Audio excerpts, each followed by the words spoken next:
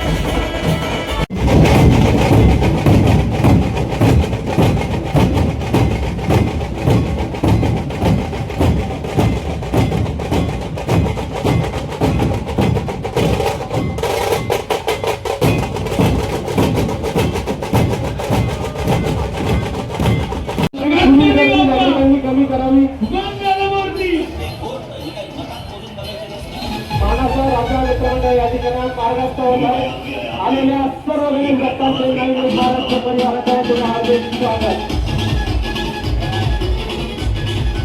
सर्व भाविक भक्तांना विनंती आहे, कृपया त्यांनी आपल्या मौल्यवान वस्तू पैसे अपनी भी जो पहली हफ्तों से गिरना हो, अपनी में ही जो बड़ा और भूला हो हम.